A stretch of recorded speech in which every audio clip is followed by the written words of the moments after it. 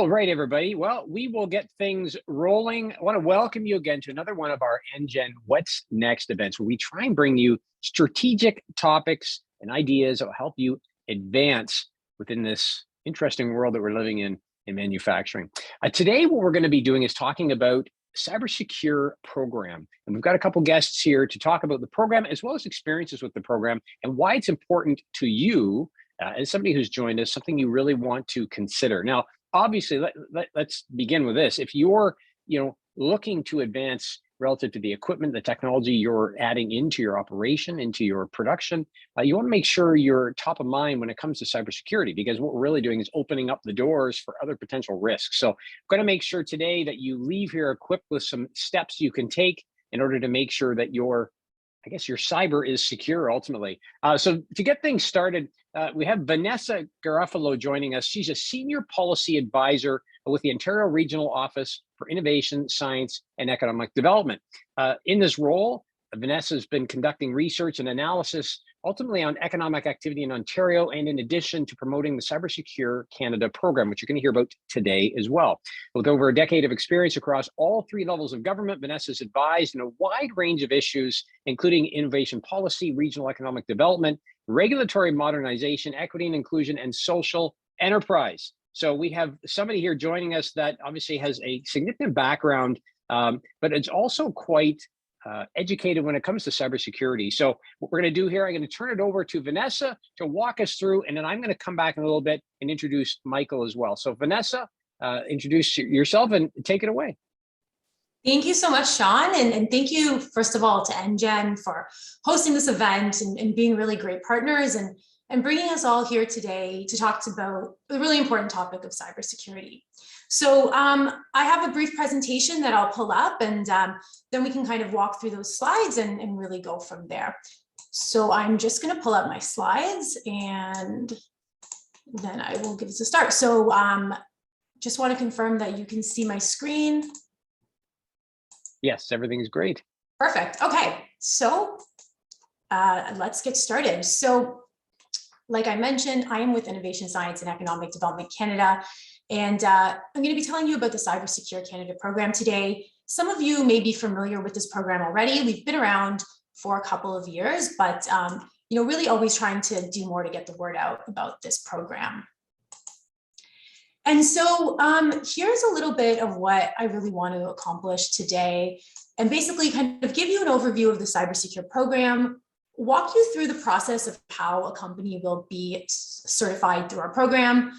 And then I'll close by talking about some of the resources that are available to you and some of the tools that we have that you can leverage, other companies that you work with can leverage, just to really make sure that we are getting the word out about these great resources.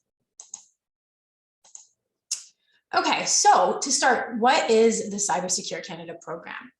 And really, we are a voluntary cybersecurity certification program for small and medium organizations in Canada. And so, what do we mean when we're saying small and medium organizations? Really, we are following that Statistics Canada definition of organizations that are under 500 employees. Essentially, businesses that are bigger than 500 employees will probably benefit from a more comprehensive cybersecurity strategy than what CyberSecure offers. So the program was developed in collaboration with the Canadian Centre for Cybersecurity. So they are the Government of Canada's cybersecurity experts. And it is based on 13 security control areas that organizations will implement in their organization and achieve compliance against. Once you've implemented those 13 controls, you're going to be audited by an external body, and they will confirm that you have implemented those controls. And after a successful audit, you'll get the certification mark that you can see behind me, and that's valid for 2 years. I want to talk a little bit about how the program is structured, because I think it helps understand how the program kind of operates and how we deliver the program. And really, I want to focus on the fact that the program is very much a partnership, and it's developed and delivered by our three partners that you see on the slide here. So Innovation, Science, and Economic Development Canada, that is where I work. We were formerly called Industry Canada, and we're the economic and innovation department within government. But we rely very heavily on the expertise of our other partners. So we have the Canadian Centre for Cybersecurity. They're the part of government that is responsible for, foreign signals intelligence and cyber operations. These are the experts that are working on cybersecurity on a daily basis from a Canadian government standpoint. And they're the technical leads. So they have developed those 13 security controls with that Government of Canada expertise in mind. And then we are also working with the Standards Council. So the Standards Council of Canada, some of you may be familiar with, and the function that they provide is to certify those auditors that act on behalf of our program. So they really go through that rigorous process to be able to assess the cyber posture of all these companies. So why is cybersecurity important? Obviously, many of you have tuned in today, so I don't think I need to tell you why cybersecurity is important. But as many of us know, cyber attacks are becoming more prevalent and more sophisticated. It seems every day within the news there is a new ransomware attack or cyber attack, impacting everybody from hospitals, government, businesses, airlines like Sunwing, as I'm sure we all know. And, with COVID and more people working from home and more businesses going online, this is happening even more frequently. So within 2020 alone, we saw a 300% increase. And, really, it kind of begs the question of why this is happening. Why are these cyber threat actors targeting Canadian businesses? And, really, it's because they want access to their data. So they want things like their financial information, data about their customers, their payment systems, their IP, proprietary information. And, they're targeting these small businesses because for these criminals, the small businesses are very easy targets. And that's for two main reasons. One being that the data on their systems may be less protected. And the second one being that these businesses are likely less equipped to come back and recover from these kinds of attacks. And so I've got some of the impacts that, happen to small businesses right on the slide there: financial loss and reputational damage, business closure. And I'll just share a few stats with you that are a little bit scary, but I think important to kind of highlight the scale of the problem. And that is, according to a survey from the Insurance Bureau of Canada, 60% of small and medium businesses were forced to close down 6 months after a cyber attack. And of those ones that suffered a cyber attack, 41% said it cost them at least $100,000 to recover. So, very scary, sobering stats, but, not here to scare you today, just here to empower you and really provide you with the kind of concrete steps that you can take to protect your organization. I want to talk a little bit about manufacturing specifically and why the manufacturing sector actually has a higher cyber risk profile than some other sectors. There's some really great research that NGen and Canadian Manufacturing Magazine led. Some of you may have actually fed into that survey. But as you can see from that slide there, those are the types of cyber attacks that are targeting manufacturers. And the most common one being a phishing attack, followed by the external cyber attack. And so, this matches a lot of what we're seeing within the other sectors, but we do know that, manufacturing sector actually has a much higher risk profile. And that's because a lot of these cyber attacks are really targeting those, the operational technologies that allow the facilities to operate, and while OT systems are being equipped with things like sensors and integrated technologies that offer things like increased productivity and collaboration across functional areas, it's actually increasing the vulnerabilities that they're exposed to. So there's that higher risk profile. And it kind of brings us to the landscape where we're at now, where we know SMEs have small and declining budgets for IT. We are in this situation where there's this, very sophisticated and advanced cyber threat landscape because of all the digitization.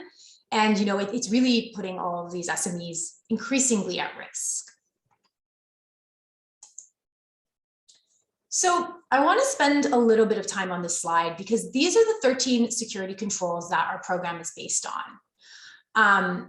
And really the way I like to position the program is that, if you're a small and medium enterprise, if you are just starting to think about cybersecurity for the first time, you don't really know where to begin, these 13 controls are that baseline bare minimum steps that your organization needs to be taking to protect themselves. There's always more sophisticated steps you can take down the line, but these are that first step, bare minimum essentials you need to be thinking about. And so I'll spend a little bit of time on the slide going over a few of the controls. I'll talk to you about, what it means practically to kind of implement some of these controls within your organization, and just to kind of give you a little bit more clarity on what we mean when we talk about these security controls. So the first one I'll touch on is develop an incident response plan. And that's the first one that you'll see on the slide there. And I think it's by far one of the most important ones.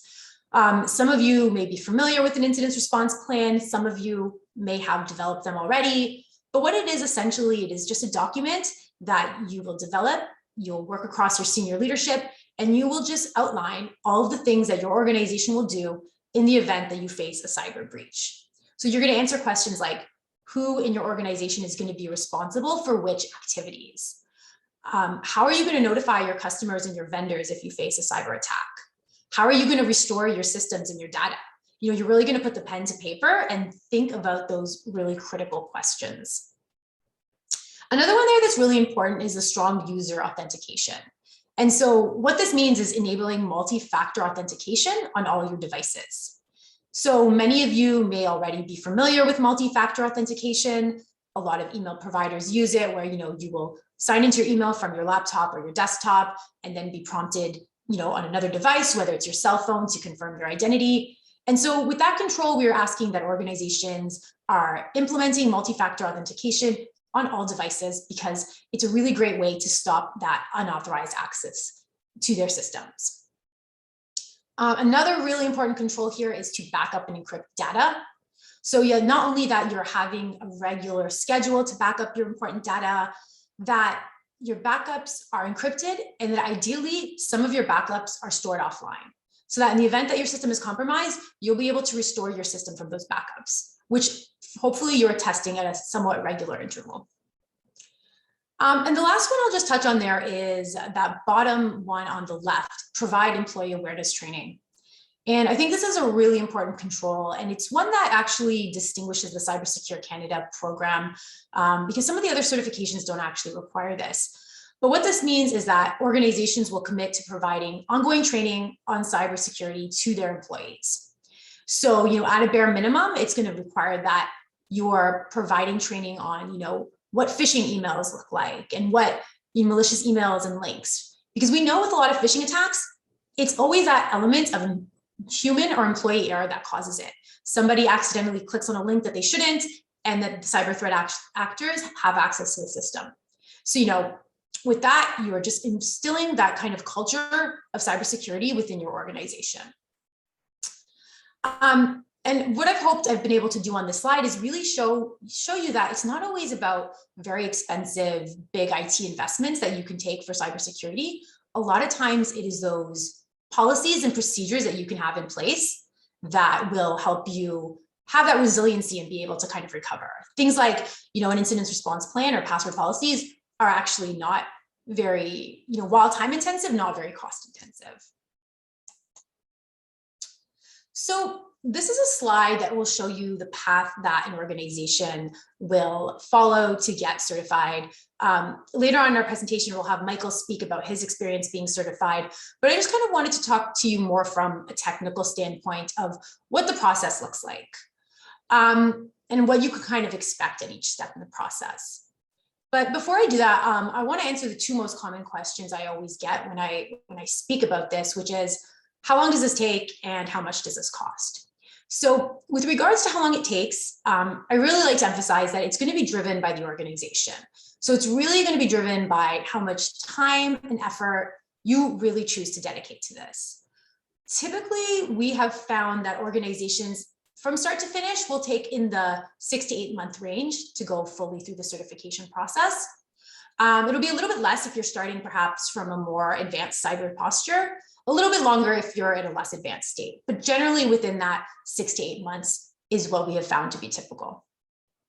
So regarding the cost, there is a cost associated with being certified, and it's going to range between $2,000 to $5,000. And those are the fees that you're paying to the auditors that are conducting your audit. So, I do like to emphasize that the reason we give a range is it's going to depend on the complexity of your organization. It's going to depend on how many employees you have, how many internet connected devices you have, how complex your data is, but generally within the 2,000 to 5,000 range. And, just want to highlight it's very much priced with that SME market in mind, because a lot of the other cybersecurity certifications run upwards of $20,000. So this is that good entry point to cybersecurity that is specifically priced for the SME market. So now going back to the certification process, the bulk of the work is really going to take place in that step 1 and 2, when you're preparing to implement the controls, and then when you're actually implementing the controls themselves. So in terms of the preparing to implement the controls, this can be done in one of 2 ways. You can either choose to engage a service provider, a managed security service provider. There are many organizations like this. You can reach out to them and kind of enlist in their assistance to help you implement these controls. The other option that you have is our e-learning modules.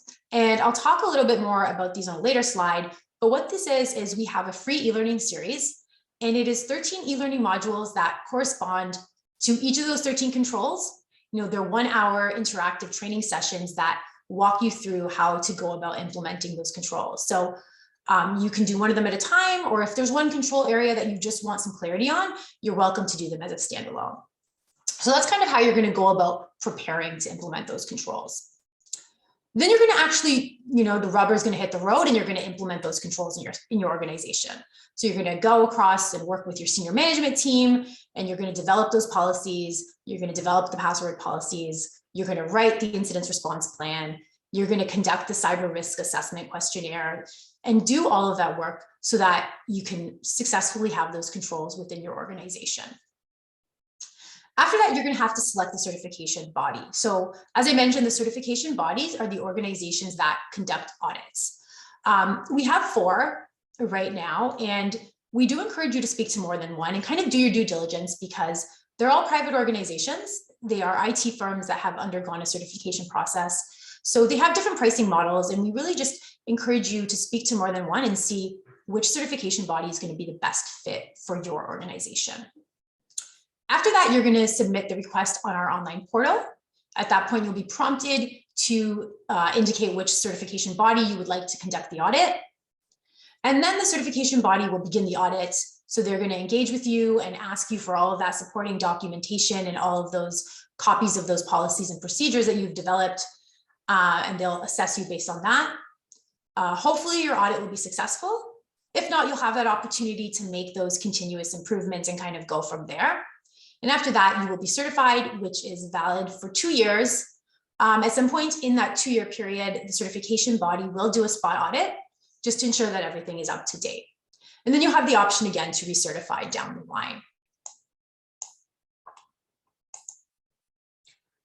So I spoke a little bit about the certification bodies. These are the organization's names, and all of this information is on our website, so I'll be happy to share it with everyone as well. As I mentioned, these are private IT firms that have been certified by the Standards Council of Canada. They go through a fairly rigorous assessment process to be able to act as the auditors. So they're actually in compliance with an ISO standard, and they conduct the audits on our behalf. Currently, they're located in Ontario. We have one in Atlantic Canada, and we're bringing one more on board from Quebec that will be conducting exclusively Francophone audits. So if that's something of interest to you or some of your clients, we will have a Francophone organization on board very soon. So this is the certification mark. I've been talking about it a lot throughout the program, but you can see what it looks like. Obviously, it will have 2024 as the expiry date on it because it will be 2 years from today's date. I just want to spend a little bit of time speaking about, some of the benefits of certification and why you should consider CyberSecure Canada as part of your, cybersecurity journey. And really, the first one that I'll highlight that I've already kind of touched on a few times is really that Government of Canada's stamp of approval. So right now, CyberSecure Canada is the only program that has been developed and delivered in collaboration with the Government of Canada and the Government of Canada's cybersecurity expertise. So, it's really that easy way to kind of signal your seriousness and convey that you have met a Canadian standard. I think another key benefit is that it's a very cost-effective enterprise-wide audit. So I mentioned that, it's in the $2,000 to $5,000 range. A lot of the other cybersecurity certifications that exist, start at a minimum of $20,000. A lot of them will require annual renewal fees. Some of them will require dedicated staff to monitor. So this is that, SME budget, first step for cybersecurity, for the $2,000 to $5,000 to give you those necessary first steps. And, with those declining IT budgets, this is something that is within the range, hopefully, for most SMEs.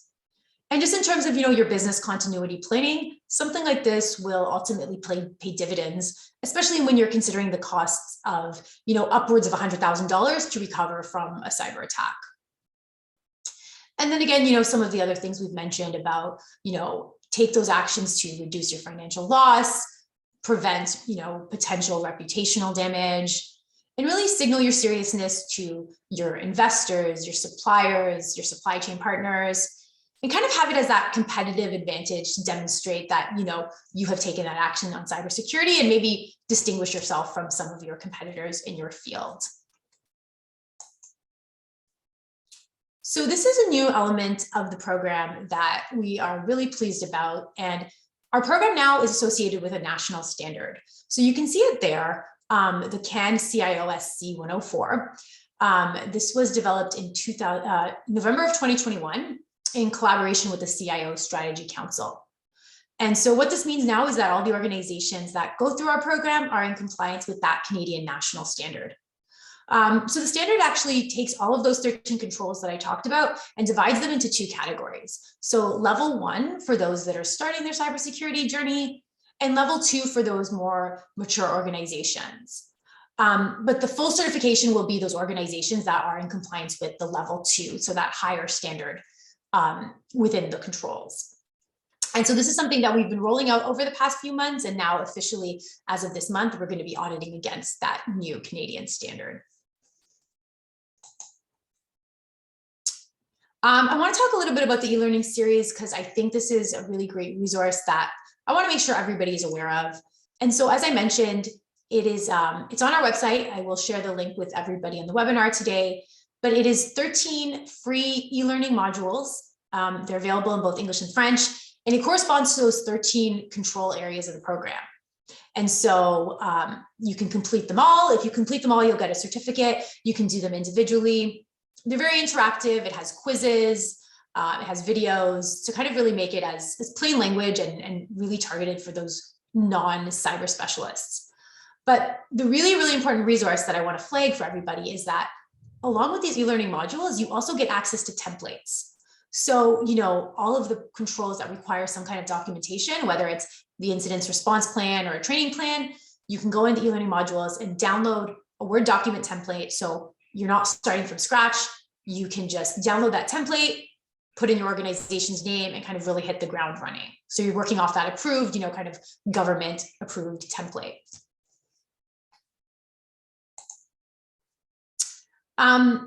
Kind of just want to close here with a little bit of a value proposition as why you should consider CyberSecure Canada. I've touched on all these before, but I'll just kind of summarize again. But really, it is that only federally designed and supported cybersecurity certification. It's a really easy entry point for cybersecurity and for the non-technical specialists. So, there's a lot of other cybersecurity certifications out there.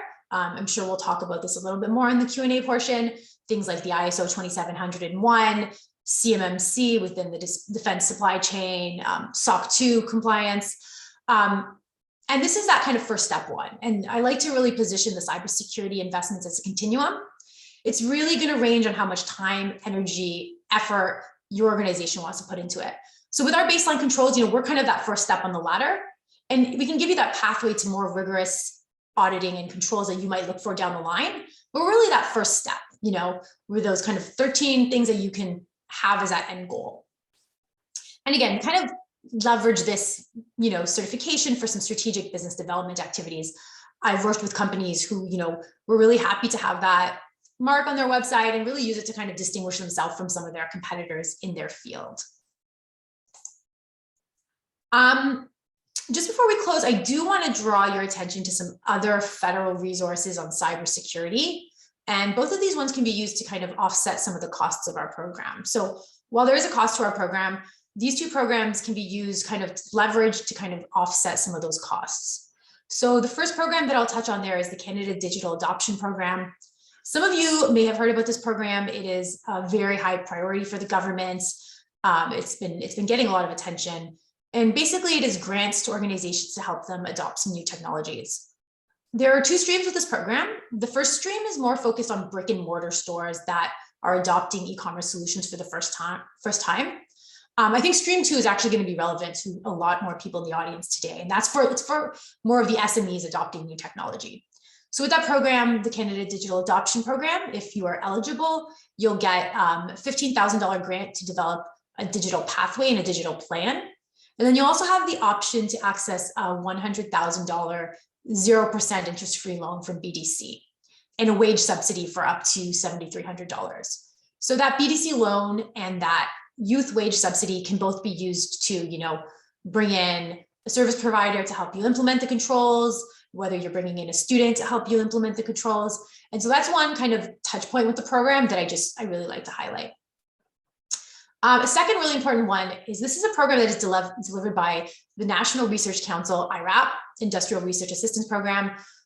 Many of you are probably working with IRAP already or have had some relationship with IRAP in the past. So if you're working with IRAP and you have an ITA, an Industrial Technology Advisor, please do bring this to their attention if they haven't already told you about this program. What this program is that IRAP clients will get access to 25 hours of cybersecurity consulting. So this is delivered by IRAP in collaboration with this organization called INSECM. They're based out of Montreal, but they have cybersecurity practitioners all across Canada. So through this IRAP program, you'll get partnered up with a local practitioner and they will help you develop a roadmap for cybersecurity, whether that involves implementing the cybersecure controls, whether that involves dedicated cybersecurity needs of your organization. It's a really good program that I just wanted to bring to everybody's attention today. And then finally on this slide here, the last one on the slide there is the Canadian Centre for Cybersecurity. And they are a partner of ours in the program, and they have tons of great information. They do resource guides, they do blogs. They have some great resources, some of which I'd be happy to share with everybody today. But they also do cybersecurity threat assessment emails. And so I know that's been a concern for some of the emails. Some of the members of NGen, I think, had mentioned something about, wanting to have greater information on threat assessments. And that's a really great service that the Canadian Centre for Cybersecurity provides. So just want to raise some awareness about those great resources that they offer to SMEs as well.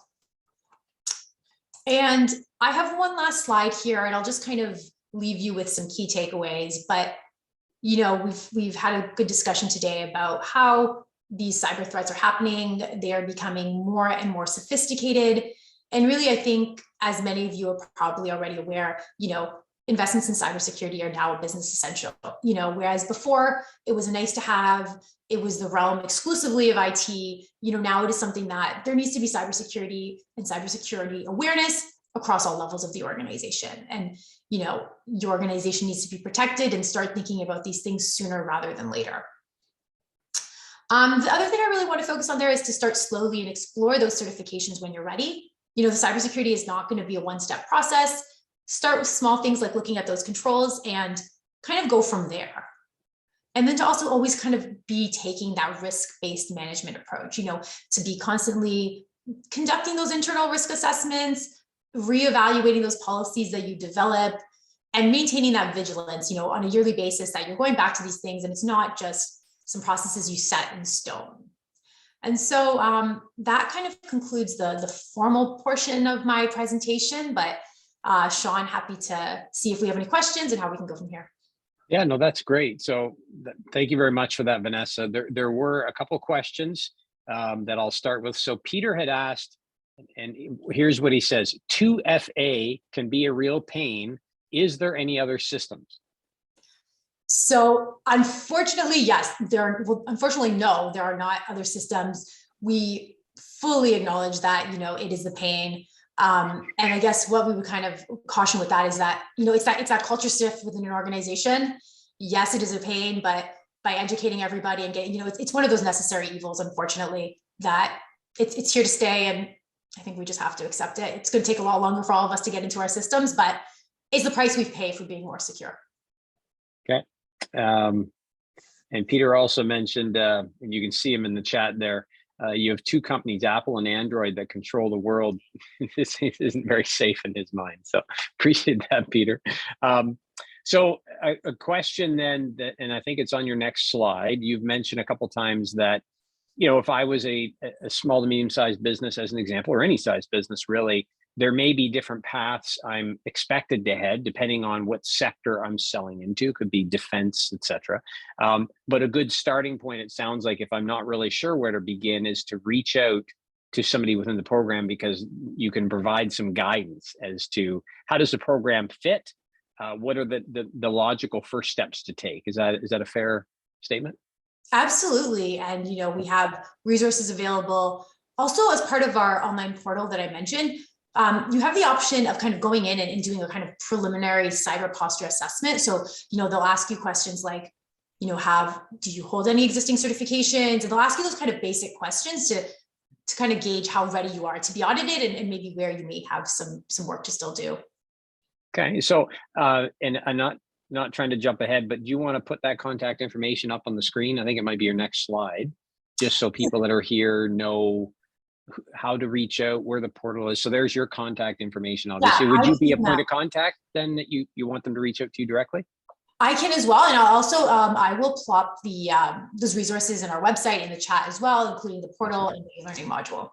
Great. No, that's great. And then there's been a question, if you're comfortable, we'd be able to share these slides with those that showed up today. Are you okay with that? Absolutely. Yeah, great. So we'll make sure for everybody joining us, and for those that couldn't and maybe watching this recording later, we'll make sure we package those up and include these slides. And we'll also get from Vanessa the links that she's going to put in chat. We'll put those in the email, so you'll have access to those as well. So no, I think this has been great. And Richard says thank you as well. So any other questions, because we're going to move on to Michael, but before I do, I just want to make sure for those that are joining us here, any other questions for Vanessa at all about the program, based on where you're at today?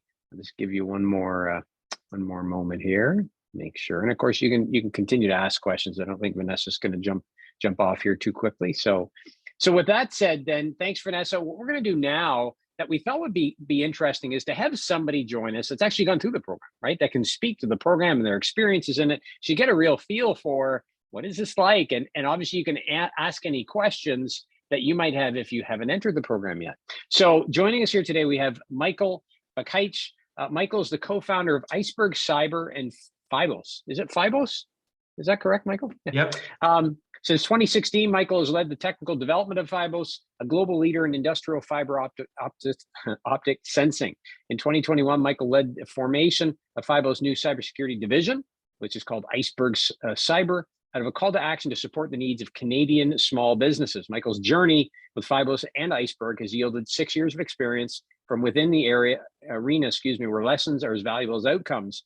Michael's also an outspoken evangelist for the STEM diversity startup, Ripple Studios, and volunteers for several international formal student competitions. So needless to say, to have Michael join us, he squeezed us in his calendar, and we greatly appreciate that, as did Vanessa. So Michael, you've got some slides as well. I'll turn it over to you then to kind of tell everybody a little bit about yourself and obviously your experiences with the program. Great, thanks, Sean. Let me get it here. All right, you should see a slide that says our story. Yeah, looks good. Okay, great. Hello, everyone. Thanks for joining us. I'm going to give a little background on our business. We're going through the CyberSecure program right now. So this is an opportunity to ask me questions from on the ground about how we're implementing some of these controls. And I will tell you honestly what tools we're using, what we're doing to pass, that kind of stuff. I think I have a useful background to share with you. Like Sean said, I'm representing two companies right now. Fibos is my primary small business, and we fall in the S of SME, small business. At our height before COVID, we were 13 people. We have a small manufacturing facility in Toronto near Downsview Park where we are manufacturing industrial sensors. You can see one of my colleagues here. We're working with telecom fiber. We have a laser inscription process. We're a small business. Like many of you, we're fully dependent on the internet and cloud services. I'm going to go into more details about that. I think we'll find commonalities. Because we're a tech startup, we have high value IP. And in the next slide, I'm going to talk about our crown jewels. The reason I jumped at this opportunity is I think I have a unique perspective to offer, both being a small business executive and also experienced in cybersecurity. Last year, we started a new division of Fibos called Iceberg Cyber.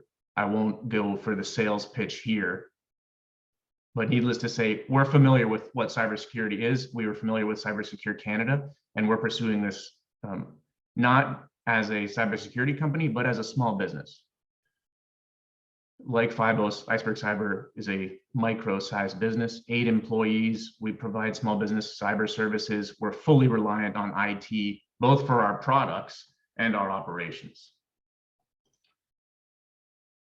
This slide tries to capture what our crown jewels are. And I think that they're going to be very similar no matter what size company that you are. We fall into the micro size.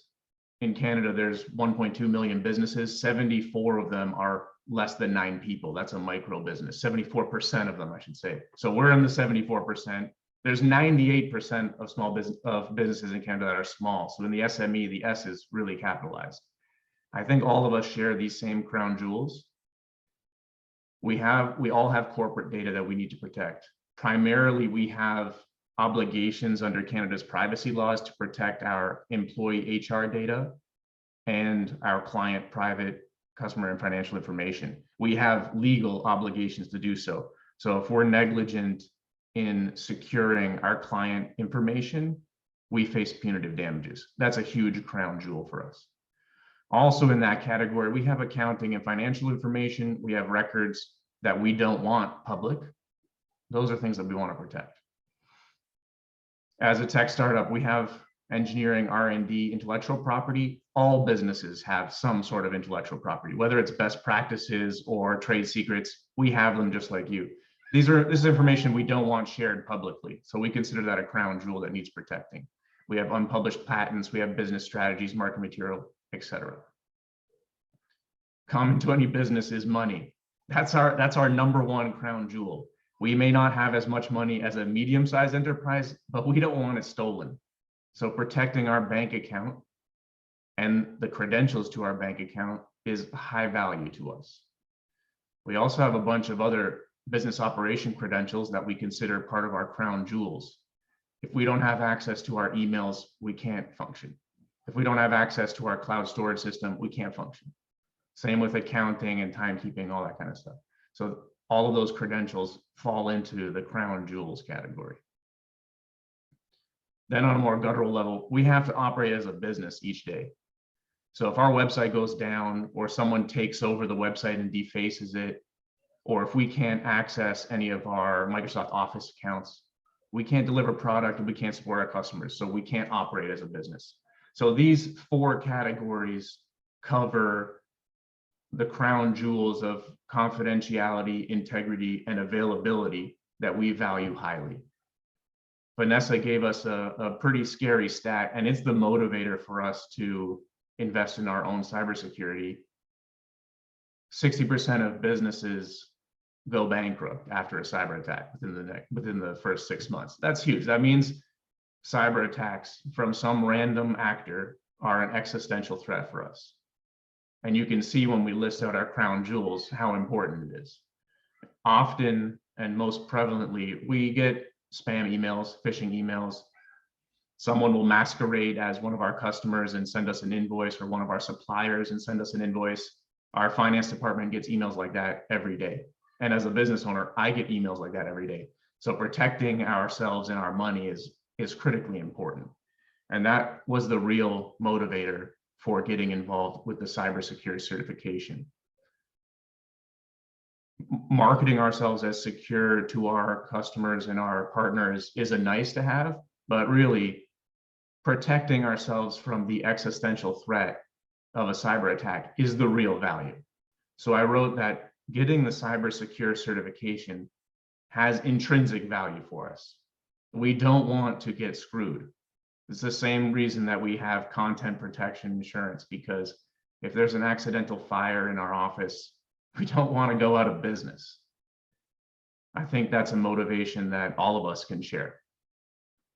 I added a little hyperlink here. Just this morning, a senator from the States echoed Vanessa's statistic about 60% of businesses going out of business after a cyber attack, because the United States Senate is trying to push new cybersecurity bills. So that's the same reason why we're going for this. CyberSecure certification gives us evidence of the PIPEDA privacy best practices, so that when we get hacked and someone steals our HR or client information, we don't face punitive damages. That's something I want to underscore for everyone. We learned this through the CyberSecure program.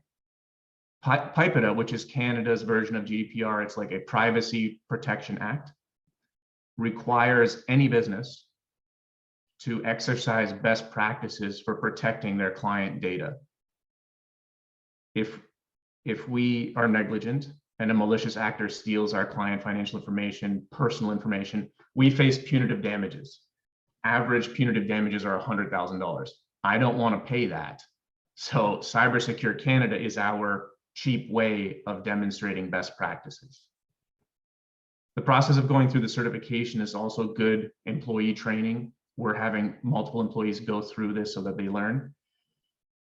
Really, it's giving us the baseline of security. It's a very basic foundation. It's giving us a baseline of security, is giving us peace of mind so that we know we're doing something to protect our crown jewels. They're crown jewels for a reason. They're very important. We have to do at least something. And this is our first step. It's cheap.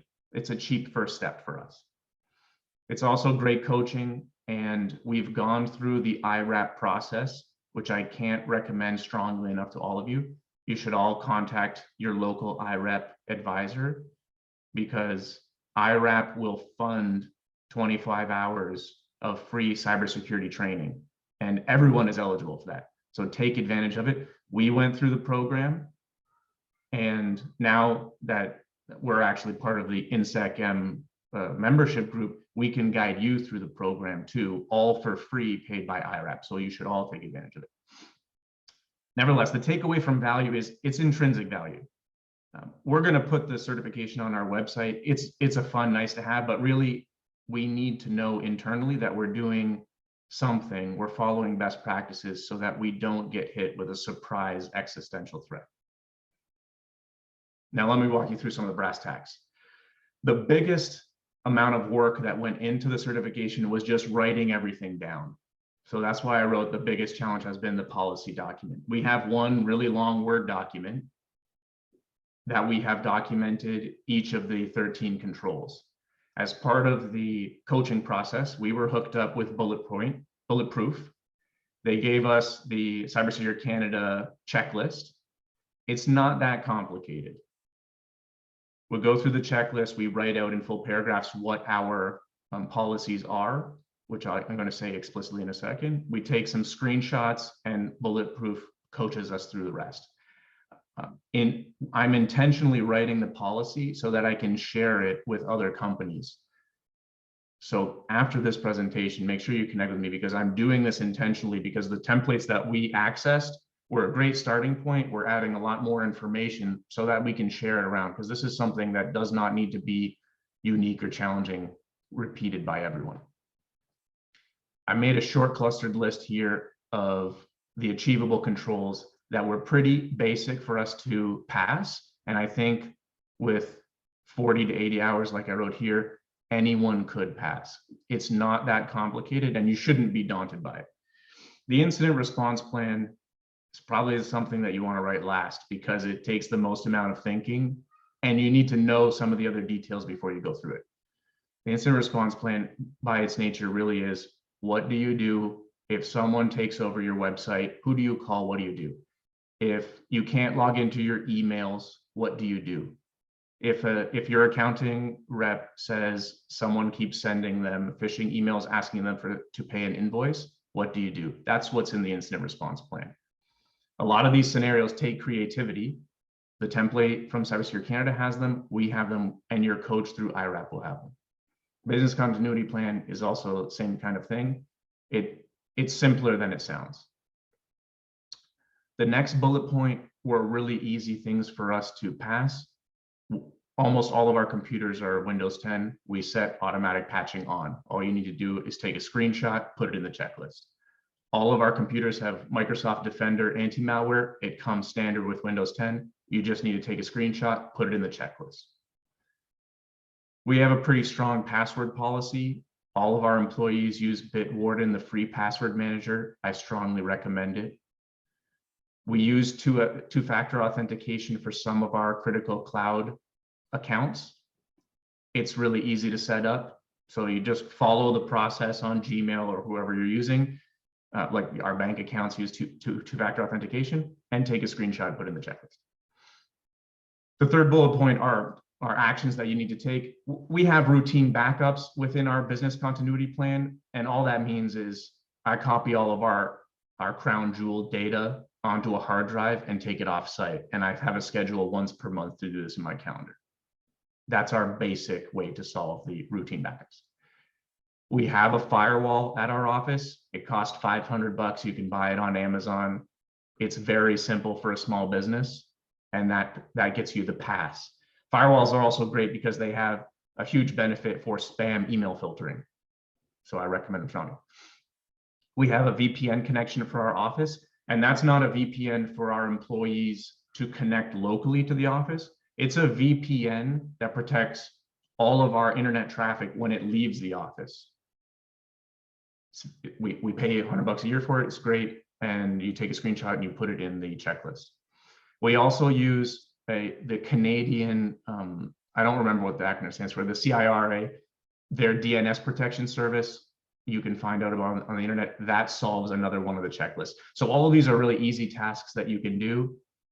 Within a couple of weeks, you can go through the checklist and pass all of these requirements. The fourth bullet point is blue because these are actually services that we provide. So for us, it was an easy pass to do it for our certification. For small businesses, we monitor website security, which is what that OWASP Top 10 stands for, as well as the Application Security Verification Standard. We monitor that. We provide small businesses with automated asset inventory, and we do remote and local vulnerability. So those are really easy to do, and they can be easy for you too. It's not a sales pitch. Really, the only challenging one was handling the bring your own device type stuff. The checklist requires employees with personal phones not to be able to access corporate accounts, which is a big challenge for us because our employees log into their email with their phones. So we had to write in the policy that employees won't log into their emails on their personal mobile devices. We're still working with Bulletproof to figure out if there's a better solution for that because it's kind of hamstringing our employees to do their work remotely. It's a challenge. That's really the only one that wasn't a click to buy or quick setup type thing. So don't be daunted by this process. The checklist is pretty straightforward and it's very achievable for a small business like us. We're a micro business of 9 people. I strongly recommend you get connected with IRAP. They will give you 25 hours for free. It will at least tell you how far off the mark you are. This process has been spread out over like 4 months for us, and I work on it periodically. I think it's going to take 60 hours or something total, and most of it is just writing out our policy in a Word document. Bulletproof quoted us at $4 grand for the application fee, which compared to the expense of an existential threat or 100 grand from Pipeda or $10,000 from ransomware, $4,000 one-time fee is not bad to give us peace of mind knowing that we're at least covering our basis for a cyber attack. Please connect with me.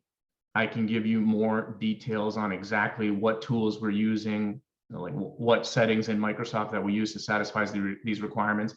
And I will openly share our policy templates with you so that you can see it, not from just the boilerplate ones on the website, but also our personal ones. You have my email here, our website. Connect with me in whatever way you want, and I'll help you through the process in whatever way I can.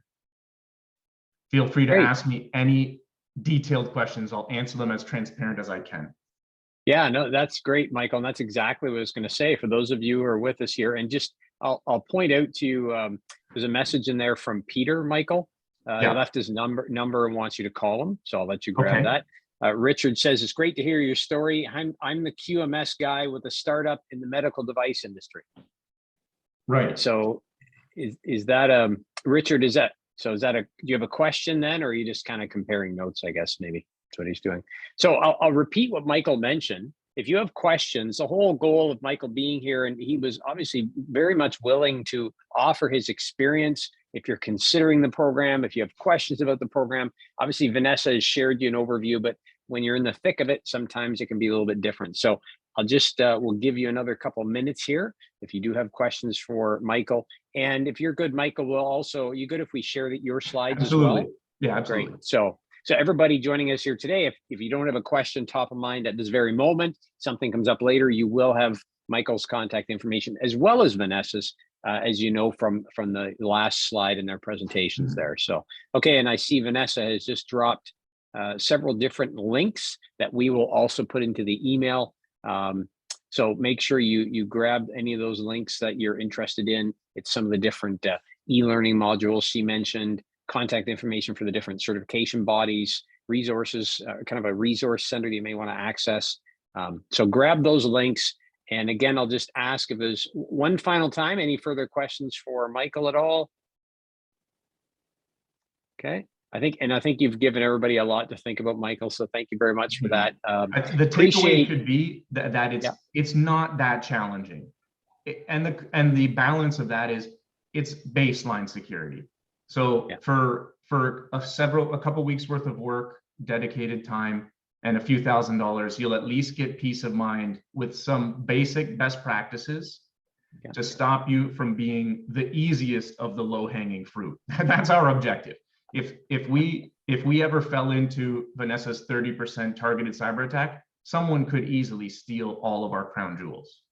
We're just trying to not be the lowest hanging fruit, and that's what CyberSecure Canada can let you do. So out of the 1.2 million small businesses, you're not the easiest one to get a breach. That's as good as it's going to get for us.